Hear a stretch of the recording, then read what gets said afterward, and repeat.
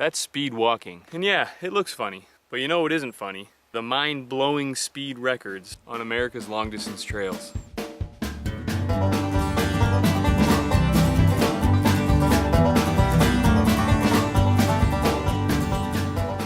Hiking a long-distance trail in a lifetime is a huge achievement. Through hiking an entire long-distance trail in one season is life-changing. But for some hikers, speed is the name of the game. And these incredible records show just what is truly possible to achieve. First, we got to talk about supported versus unsupported hikes. Supported is just like it sounds. The hiker has a team of people, or sometimes just one person that helps them in their journey. They can carry their gear, meet them at road crossings to give them supplies, sometimes even set up their tent and cook for them. So really, all the supported hiker has to do is just concentrate on crushing miles day in and day out. And because of this, supported hikes are generally faster.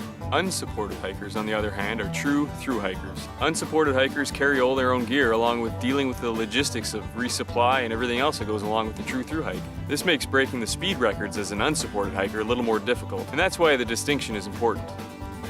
First, let's talk about the PCT. You can't talk about long-distance speed hiking on the PCT without mentioning Scott Williamson. Scott is the king of long-distance hiking on the PCT, and he's previously held the speed records for unsupported hiking. Scott has hiked the entire PCT an incredible 13 times. He also became the first person to yo-yo the entire trail back in 2004, which means he hiked from Mexico to Canada and all the way back to Mexico in one single season. For contrast, here's me and my friend's reaction when we finally crossed the finish line.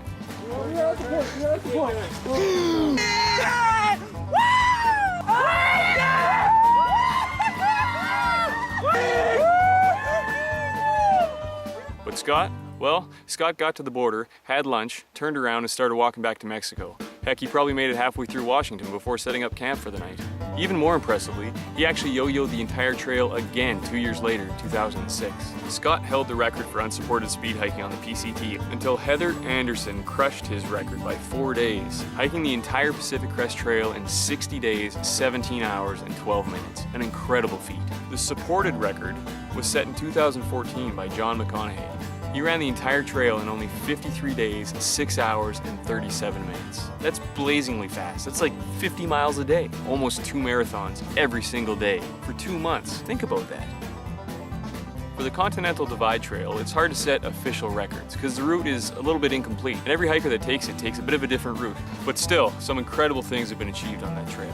The Continental Divide Trail was yo-yoed in 2007 by Tapn. The yo-yoed covered about 5,800 miles in 7 months. It's a ridiculously long trek. Also in 2013, a young hiker, trail named Sunshine, hiked the entire Continental Divide Trail, becoming the youngest person ever to do it, at the age of 13. Sunshine had also previously hiked the Pacific Crest Trail and the Appalachian Trail, so at the same time, she became the youngest person to ever achieve the Triple Crown of hiking. Remarkable. Moving east now, let's talk about the Appalachian Trail. The supported record on the Appalachian Trail is held by Scott Jurek, finishing the Appalachian Trail in an incredible 46 days, 8 hours, and 7 minutes, narrowly beating the previous record by only 3 hours. In the final 4 days, he ran about 200 miles, getting only about 10 hours of sleep in the final push. Believe it or not, this was his first try at the Appalachian Trail.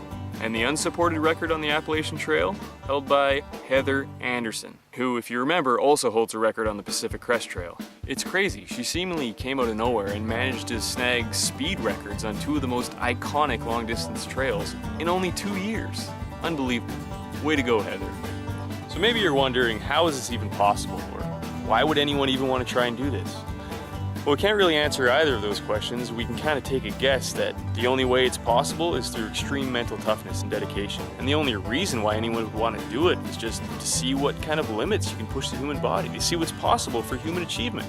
We'll probably never know the answers to those questions, but what these incredible hikers do teach us is that if we want to get somewhere, if we want to achieve something, all we have to do is set a goal and take the right steps day in and day out to get there.